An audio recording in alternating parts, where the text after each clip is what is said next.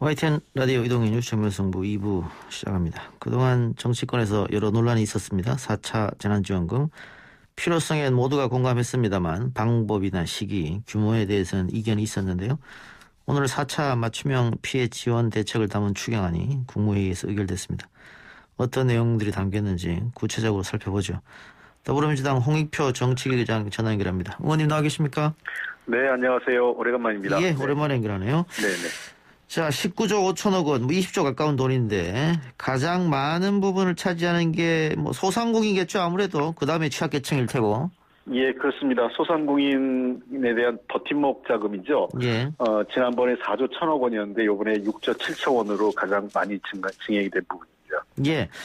그 소상공인에게는 최대 500만 원까지 지원된다 이렇게 제가 들었는데 맞습니까? 네, 그렇습니다. 전에는 세 단계로 구분을 했었습니다. 예를 들면 일반 업종에 100만 원, 예. 그다음에 집합 제한 경우에 200만 원, 어허. 집합 금지에 300만 원이 됐었는데 예. 이걸 좀 세분화해서 일반 업종 경우에도 그 매출 감소가 20% 이하일 경우에는 100만 원을 하고요. 예. 매출 감소가 20% 이상 됐을 때는 경영위기라고 해서 한 200만 원을 드리고 예. 집합 제한 경우에는 300만 원을 드립니다. 그다음에 집합 금지가 지난 금년도라서 1월 2일 날 방역 지침이 좀 완화되면서 금지에서 제한으로 전환된 업종이 있고 예. 계속 금지된 업종이 있었거든요. 예. 그 경우에 금지에서 제한으로 전환된 경우에는 400만 원. 그다음에 쭉 계속 금지가 연장된 경우는 최대 500만 원까지 지원하게 돼 있습니다. 예. 그리고 또 하나 바뀐 거는요. 예. 지난번 3차 재난지원금 때는 매출액 기준이 4억 미만으로 하고 그다음에 5인 미만 업소 제한을 했었는데 이번에는 인원에 대한 제한은 없고 예. 매출액 기준 10억 미만으로 제한을 하고 있습니다. 예. 전기료 감면도 이야기하던데요? 예, 전기료 일부 감면을 하는데 방역조치 대상에 참여한 업종 한 115만 개 업소가 있습니다. 해당 소상공인의 전기요금을 3개월간 집합금지 경우는 50%, 집합 제한은 30% 감면을 하는 것으로 해서 이게 한 2천억 정도 되는데요. 평균 보면 적게는 한 달 20만 원 정도에서 많게는 한 60만 원 가까이 전기료가 나오고 있거든요. 그래서 예. 평균 한 30만 원 정도가 지원되는 것을 보이면 될 것 같습니다. 알겠습니다. 자, 이번 4차 재난지원금이 보편이 아닌 선별로 나오면서 가장 중요한 것은 이제 사각지대 문제였습니다. 대통령도 그렇고 정부도 계속 사각지대 없애겠다 강조를 했습니다만 이게 선별을 하다 보니까 사각지대는 있을 수밖에 없는 거 아니냐. 이런 얘기가 있거든요. 이거 사각지대 보완책은 어떻게 마련했습니까? 다시 한번 말씀드리면 이번에 당과 당정이 고민을 할 때 선별과 보편이라는 기준으로 접근하지 않았습니다. 예. 저희들은 요번에 사실은 이제 피해 구제에 대한 피해를 구체적으로 입은 계층에 대해서 피해 정도에 따라서 좀 두텁게 지원한 피해 지원금에 초점을 맞췄고요. 대통령께서 얘기하신 것처럼 이 경기 활성화, 경기 진작 차원에서 지원금 문제는 추후 방역 상황이 개선되면 그때 가서 좀 지급을 검토하자 이렇게 구분을 했다는 거 말씀드리고요. 예. 말씀하신 대로 어떠한 형태든 간에 사각지대는 발생하게 돼 있고 다만 저희가 이번에 제한된 재정적 여건 속에서 최소한의 사각지대를 좀 더 줄이려고 하는 노력 등 여러 가지를 했습니다. 그래서 소상공인은 지금 버팀목 자금이 하나 있고요. 두 번째는 근로 취약계층이라고 그래서 이분들에 대한 저희가 지원을 좀 했습니다. 예. 주로 이제 특고 프리랜서, 그다음에 법인 택시 기사, 그다음에 돌봄 서비스 종사자분들, 그다음에 한계 근로빈곤층이라고 해서 주로 이제 이걸 노점상이라고 자꾸 얘기를 하는데 노점상도 일부 있지만 대부분이 저소득층이라고 보시면 될 것 같습니다. 예. 그래서 정규직이나 어떤 정상적인 소득이 없는 상태에 계신 분들 대상으로 해서 한계 근로빈곤층에 대한 80만 가구에 한 50만 원씩 저희가 지원을 할 예정입니다. 예. 근데 의원님 방금 당정청이 선별이나 전부 지급 이걸로 나오지 않았다고 말씀하셨잖아요. 네, 네. 그런데 어쨌든 지금 이렇게 직업군이나 소득이나 이렇게 나누면은 선별로 될 수밖에 없고 신속 부분도 전 국민에게 지급하면 이게 직업군 소득 나눌 필요도 없고 시간도 당장 내일이라도 할 수 있는 게 전 국민 지급인데 어쨌든 이게 이렇게 나눴다고 하는 것은 선별로 봐야 되는 거 아닙니까? 아니 근데 이렇게 보시면 되죠. 저도 개인적으로 선별과 보편 이걸 구분할 생각을 갖고 있지 않습니다. 예. 여러 차례 제가 이번뿐만 아니라 작년 9월쯤에도 방송할 때 뭐라 그랬냐면 내년 초에 4차 재난지원금 추경해서 할 수도 있다라고 하면서 선별과 보편은 무의미하다. 그때 상황에 따라 다르다는데요. 저희가 만약 이번에 방역 상황만 좋았다면 저는 이 소비 진작 차원에서 전 국민 지급을 할 수도 있었다고 생각을 합니다. 그런데 지금 단계에서 아시다시피 방역 당국의 지침이 5인 미만으로 하고 있고 그다음에 10시까지 시간 제한을 하고 있잖아요. 예. 방역 당국의 기본 지침은 만나지 마라, 모이지 마라, 밖에 나오지 말라 가급적. 이게 지금 방역 당국의 지침인데 저희가 소비하고 적극적으로 이 시장에서 뭔가 소비 활동을 하고 경제 활동을 하라고 전 국민 지원을 드리는 거는 방역 당국의 지침에 맞지 않기 때문에 재정 당국의 재정적 우려도 있었지만 방역 당국에서 지금 최근에 방역 상황이 거의 400명 안팎에서 지금 감염 확진자가 매일 발생하고 있는 상황에서 예. 적절치 않다는 지적을 저희가 수용을 한 겁니다. 그럼 대통령 말씀처럼 코로나가 좋아지면은 전 국민 지급도 생각할 수 있다. 소비 진작 차원에서. 네. 그 기준은 혹시 있습니까? 예를 들어 100명 미만이라든가 그런 기준이라든가. 그건 아직 확정된 건 아닌데 작년 1차 재난지원금이 일단 기준이 되겠죠. 예. 4인 가구 기준으로 저희가 100만 원 지급을 했지 않습니까? 예. 그것을 놓고 저희가 재정적 여력을 보면서 판단할 수 있지 않을까 생각을 합니다. 아니 그게 아니라 코로나 확진자 숫자가 100명 미만으로 떨어지면 우리가 좋아진다고 판단한다든가. 그거는 아니고요. 예. 그건 여러 가지 상황이 있습니다. 예를 들면 재확진율이라든지 저희가 지수 같은 게 있는데 그런 경우 지금 1.0 이하로 떨어진다거나 또 일단 단순 확진자 수가 어느 정도 된다든지 또는 백신과 치료제의 효과가 어느 정도 입증됐다든지 등등을 감안해서 방역 당국이 전문가들의 판단에 따를 예정이기 때문에요. 그 문제는 조금 더 저희가 방역 전문가들의 입장을 존중할 생각입니다. 알겠습니다. 다시 우리 4차 재난지원금 얘기로 돌아가서요. 자, 특수고용직, 프리랜서, 이 고용 취약계층에 대해서도 긴급 고용 안정지원금이 나갈 텐데 3차 때와 달라진 점이 있다면 어떤 게 있을까요? 우선은 좀 더 문턱을 좀 낮추고 대상을 좀 넓혔다 이렇게 보시면 될 것 같습니다. 예.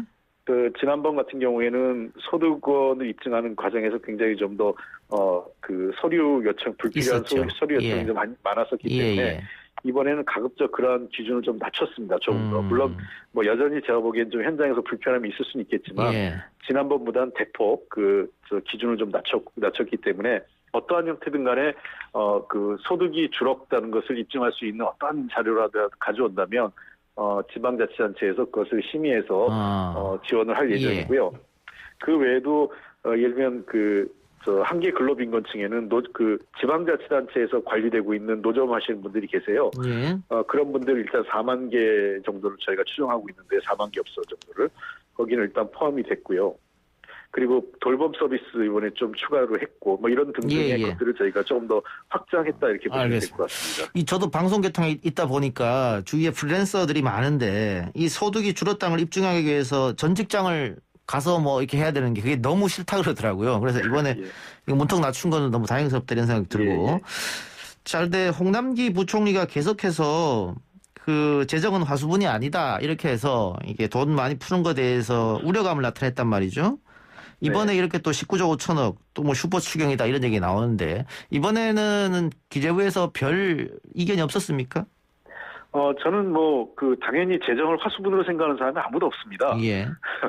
누가 재정을 허투루 국민의 세금으로 모여진 재정을 허투루 쓰려고 하는 사람이 누가 있겠고요. 있을까 싶습니다만 저는 홍남기 부총리나 기재부 예산당국의 입장도 존중을 해야 된다고 생각을 하고요.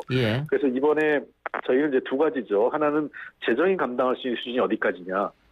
그리고 두 번째는 그런 확장적 재정이 적극적인 역할을 해서 국민의 삶을 어디까지 책임질 거냐 하는 걸 놓고 감당할 수준에선 최대한 우리가 확보해보자 하는 차원에서 예산을 마련했습니다. 이 과정에 예산 당국도 초기에 약간 좀 소극적이었지만 이후에는 매우 적극적으로 추경 예산하는데 함께 참여해서 좋은 결과를 그래도 아주 만족스럽진 않겠지만 국민들에게는요 저희들이 할 수 있는 최선의 방안을 마련했다고 생각을 합니다.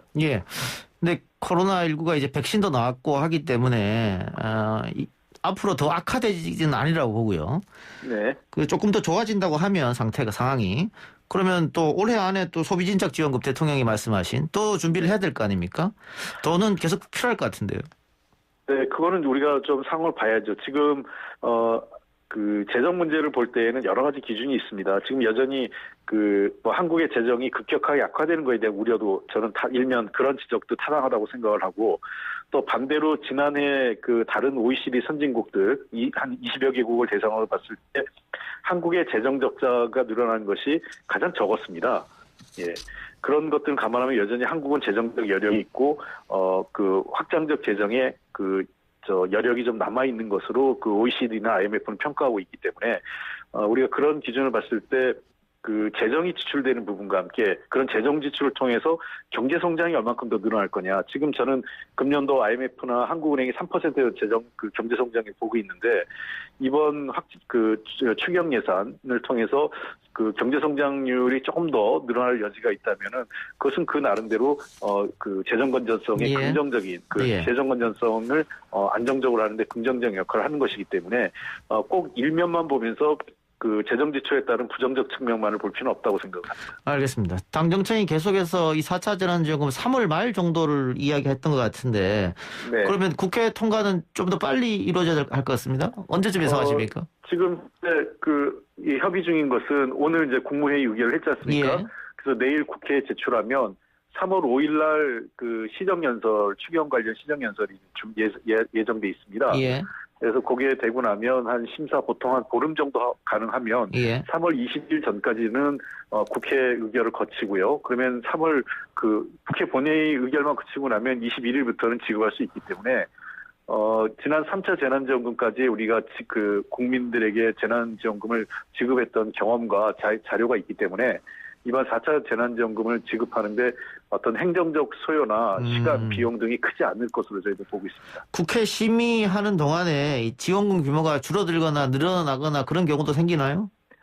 있을 수 있습니다. 왜냐하면 편성권은 그 정부가 가지고 있지만 심의권, 심사 통과 확정하는 것은 국회의 권한이기 때문에 지금 줄어들 수도 있고 늘어날 수도 있는데, 통상적으로 늘어나는 경우가 많이 있죠. 그러니까 국회에서 여러 가지 상황들을 고려해서 조금씩 그 여지가 있고요. 당장 당내에서도 제일 많이 거론되고 있는 게 최근에 화훼 농가를 비롯해서 농가 소득 감소가 좀 큰 일부 농가를 중심으로 해서 소득 감소가 있기 때문에 해당 농가들에 대한 조금 더 직접 지원이 필요하지 않느냐에 대한 공감대가 있습니다. 예. 근데 야당에서는 이게 3월 말 지급이면 당연히 이게 총선용이다. 선거 전에 금전 풀어가지고 선거 이기려고 한다. 이렇게 비판하던데요. 제가 여러 차례 방송에서 말씀드리지만 우리 대한민국 국민의 수준이 과거 고무신 선거, 막걸리 선거 때 그런 수준이 아닙니다. 예. 모르겠어요. 그렇게 말하신 분들은 돈 주고 표를 사본 경험이 있으셔서 그런 건지 모르겠지만, 우리나라 국민들이 돈을 드린다고 해서 표를 표심을 바꾸거나 그렇지도 않을 거고요. 예. 그리고 다시 한번 제가 말씀드리지만 이 돈은 국민의 세금이기 때문에 원래 주인이 국민입니다. 정부 여당은 단지 관리와 운영에 대한 책임을 지고 있을 뿐이기 때문에 이 돈을 어려운 국민들에게 드리는 것이기 때문에 저는 이 문제를 선거와 자꾸 결부시켜서 볼 필요도 없고, 그것이 선거 결과를 왜곡하지도 않을 것이라고 저는 봅니다. 알겠습니다. 좀 다른 얘기긴 한데 꼭 여쭤봐야 될 것 같아서 한번 질문 드려보겠습니다. 여당에서 중수청 신설에 드라이브를 걸고 있는데 윤석열 총장이 공식적으로 반대 입장을 그것도 노골적으로 강하게 밝혔습니다. 이렇게 돼서 또 검찰과 정부가 충돌한 거 아니냐 이런 의견도 있고, 검찰 내부의 반발이 조직적으로 시작됐다 이런 얘기도 있던데 어떻게 보세요? 글쎄요, 그 문제 너무 이렇게 대립적으로만 볼 필요는 없다고 생각을 하고요. 예. 어쨌든 검찰도 그렇고 정부 여당도 그렇고 또 많은 분들의 관점은 어떻게 하는 것이 국민의 인권을 지키면서 어떤 수사 범죄의 효율성을 높일 거냐, 이 두 가지 관점에서 접근하는 거 아니겠습니까? 예. 저는 어느 것이 좋은 대안인지를 놓고, 저는 검찰도 자기 반대만 할 게 아니라 어떤 의견을, 그럼 현재 지금 제기되고 있는 검찰 수사의 문제점들에 대해서도 인정할 건 인정하고 보다 발전적인 대안을 좀 내놓거나, 그러면서 좀 생산적인 토론을 했으면 좋겠다 생각을 합니다. 단순히 이거를 정부 여당과 검찰의 대립 문제를 보거나 검찰의 자존심 문제 또 이 검찰의 권한 문제로만 접근하는 것은 도리어 국민들에게 피로감만 줄 거고 국민들이 원하는 것도 그게 아니라고 생각을 합니다. 어떻게 하면 국민의 인권이 보장될 것이며 또 각종 중대범죄, 권력형 비리를 포함해서 이런 수사를 어디가 효율적으로 할 것이냐 하는 문제에 대해서 저는 머리를 맞대고 지혜를 모으는 게 더 중요하지 않을까 생각을 합니다. 근데 지난 대통령 선거 때 문재인 후보만 검찰 또 경찰 수사 기소 분리를 이야기한 게 아니고 야당 후보들도 공약으로 얘기했거든요. 예, 그렇습니다. 그리고 윤석열 총장도 국회에 나와서 수사 기소 분리 당연한 거다고 얘기했는데 지금 여당에서 수사 기소 분리를 위해서 중수청을 만든다고 하니까는 야당도 반대하고 윤 총장도 다시 입장 바꿔서 반대하고 이 이유는 어디 있다고 보세요? 글쎄요, 그 이유가 뭔지 모르겠습니다만 늘 본인이 이러겠죠. 당시 야당의 주요 대선 후보들이 자기의 공약이 뭔지도 모르고 내걸었거나 아니면 그때 내걸었던 때하고 지금하고 마음이 바뀌었거나 모르겠어요. 정책이 바뀐 건지 그때 자기가 무슨 공약을 했는지도 몰랐거나 둘 중에 하나일 텐데 저는 공약은 그게 빌공짜가 아니라 진짜 국민과 관련 공적인 약속 아니겠습니까? 예. 그러기 위해서는 약속을 지키려고 하는 노력이 필요합니다. 그러면 최소한 자신들이 그때 왜 그런 그 공약을 내걸었는지에 대해서 한번 성찰하고 비판을 하든 아니면 반대를 하든 했으면 좋겠다 이런 말씀을 드리고 싶습니다. 알겠습니다. 의원님 오늘 인터뷰 고맙습니다. 감사합니다. 네, 지금까지 더불어민주당 홍익표 정책위 의장이었습니다.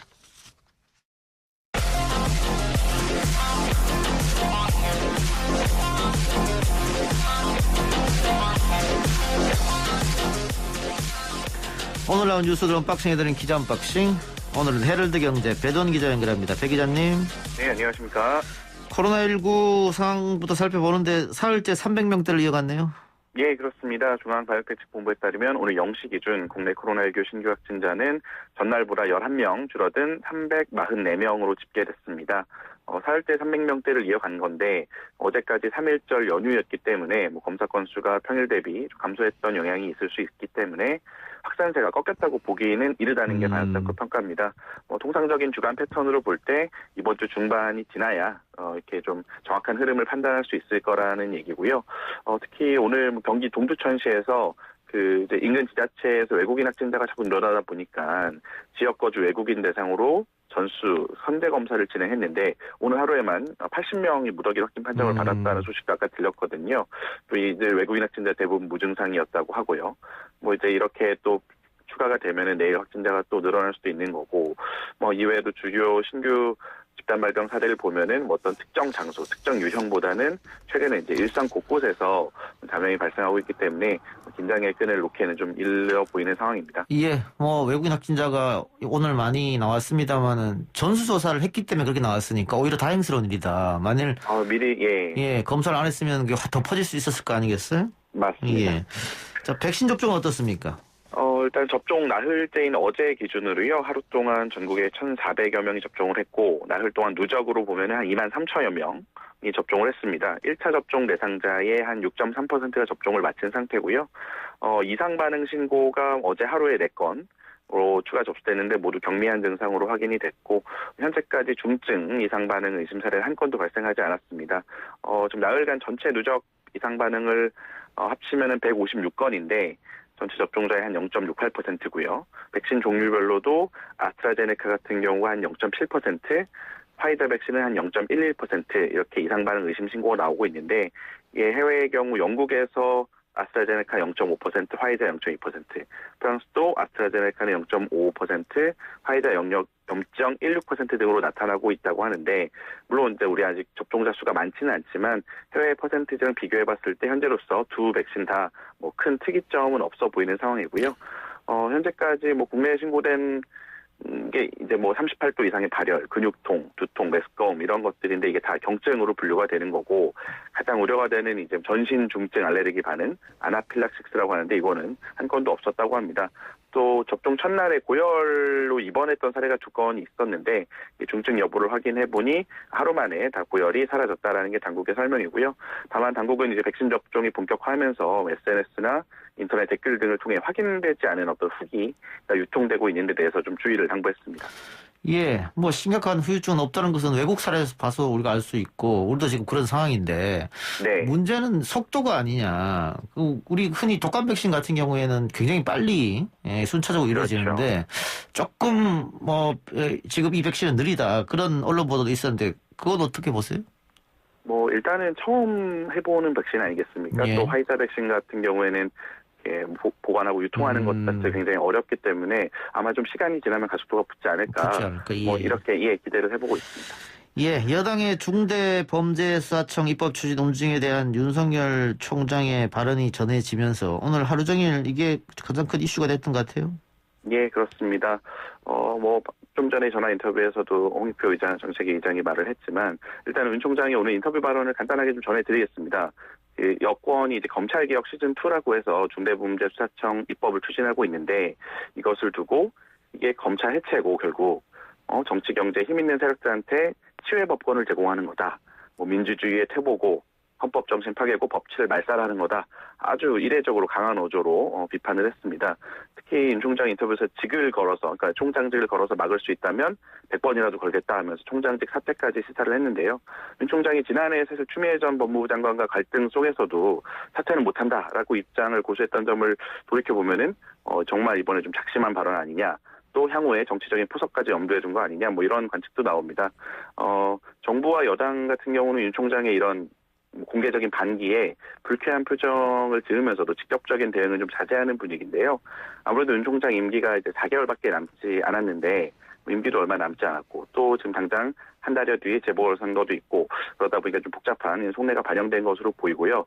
특히 이제 작년에 추미애 장관과 윤석열 총장의 갈등, 이른바 추윤 갈등이라고 했었는데, 여기에서도 때릴수록 오히려 윤 총장의 지지율이 올라가는, 예. 이런 좀 거에 대한 학습 효과도 반영이 됐다, 이런 분석도 나옵니다. 반면 야당에서는 당연히 윤 총장이 이렇게 나오자, 적극적으로 지원 사격에 나선 모습이고요. 오늘 국민의힘 논평을 보면은, 정권과 검찰의 갈등이 임계점에 도달했다. 그래서 정권의 썩은 부위를 도려내고자 하는 칼날을 막고자 칼진 장수를 갈아치우려고 하다가 안 되니까 군대를 재편성하려고 하고 그것도 안 되니까 군대를 폐지하고 다른 군대를 세우려는 거다 라면서 여권의 이 중대범죄수사청 추진을 비판했습니다. 예, 알겠습니다. 기자님 오늘 기자 언박싱 이 정도로 마무리하겠습니다. 수고하셨습니다. 예, 고맙습니다. 지금까지 기자 언박싱 헤럴드경제 배두원 기자였습니다.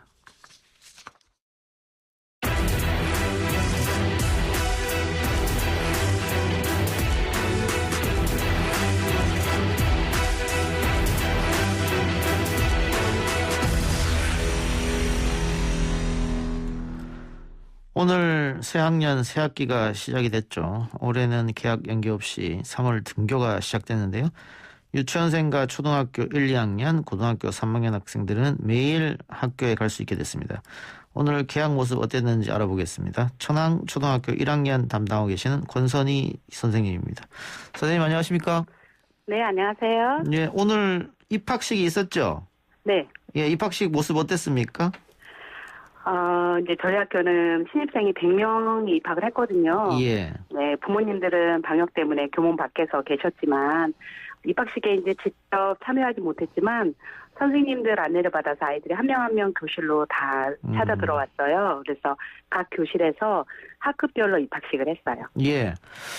학급별로 입학식을 예전처럼 다 모일 수가 없으니까. 그렇죠. 예. 그 100명 입학한다고 했었는데, 지금 학급이 몇 개 학급입니까? 저희는 5개 학급이고 학급당 20명씩이에요. 20명씩이요? 아, 네. 이거는 굉장히 좋아졌네요. 네, 그렇죠. 예, 한 학급당 20명이긴 한데 그 한 학년 전체 인원이 100명밖에 안 된다는 거는 조금 많이 아쉽네요. 예. 그렇죠. 요즘 세태를 반영하는 게 아닌가 싶은데. 네. 저희 때는 한 반에 60명씩 있었는데. 맞아요. 그래요. 자, 그런데 올해는 3월 개학과 또 1학년 학생들이 지금 입학하면서 매일 등교가 될 수 있게 되는데 감회가 남다르실 것 같습니다. 작년만 해도 계속 비대면으로 진행이 됐으니까 수업이 말이죠. 그럼요. 진짜 작년에는 아이들 못 보는 게 너무 힘들었는데 예. 예, 이렇게 직접 보고 그러니까 너무 기쁘고 설레죠. 근데 오늘도 마찬가지였겠습니다만은 수업이 이제 진행되면 계속 수업 진행 동안에는 선생님이나 학생들이나 다 마스크를 써야 되죠. 그럼요. 그 선생님들도 이 학생들 가르칠 때 좀 힘들겠어요. 계속 마스크를 쓰고 또 이야기하시고 해야 되니까. 그렇죠. 더군다나 1학년은 이제 교사가 좀 말을 좀 더 많이 해야 되니까 예. 조금 힘들긴 해요. 근데 오늘 같은 경우에 이제 새로 입학했으니까 친구들도 처음 보고 선생님도 처음 봤을 거 아니에요. 네. 근데 마스크를 가리고 있어서 학생들 얼굴을 어떻게 구별을 분간을 할까? 그렇죠. 그래서 일단은 오늘 그래도 마스크 밖에 눈빛밖에 없지만 그거라도 기억하려고 전부 한 명 한 명 사진을 찍어두었어요. 예. 방역 수칙은 어떻게 방역 당국에서 따로 내려온 게 있습니까? 구체적으로? 그럼요. 학교 이제 방역 관련해서 방역 당국에서 내려오면 교육청에서 이제 세부 지침이 내려와요. 거기에 맞게끔 학교에서도 이제 방역을 하죠. 예. 사실 저도 오늘 우리 아들 1학년 입학식에까지 다녀왔는데. 축하드려요. 다녀왔는데 그 뭐 부모님들도 다 마스크 쓰고 계시고 교사들도 마스크 쓰고 있어서 우리 담임을 맡고 있는 선생님 얼굴도 제대로 못 보고 이렇게 와서 좀 빨리 좋아졌으면 하는 바람인데 네. 급식은 어떻게 됩니까 그러면? 이제 저희는 1, 2, 3학년은 전부 다 교실에서 급식을 해요. 예. 그래서 가림판을 그러니까 아주 높은 가림판을 놓고 아이들이 밥 먹을 때만 가림판을 설치해서 놓고 밥을 먹고 그리고 이제 밥을 다 먹으면 가림판을 치우면서 마스크를 쓰죠. 그러면 그 친구들이랑 같이 밥을 먹으면서 이야기한다는 것은 불가능하네요. 불가능하죠. 예. 예, 좀 요즘 이 유치원이나 초등학교 다니는 애들이 보면은 좀 안타깝습니다. 저 어린 나이에 그럼요. 마스크를 계속 쓰고 다녀야 하니까. 알겠습니다. 네. 혹시 개학하고 조금 걱정되는 부분이 있으십니까? 그래도?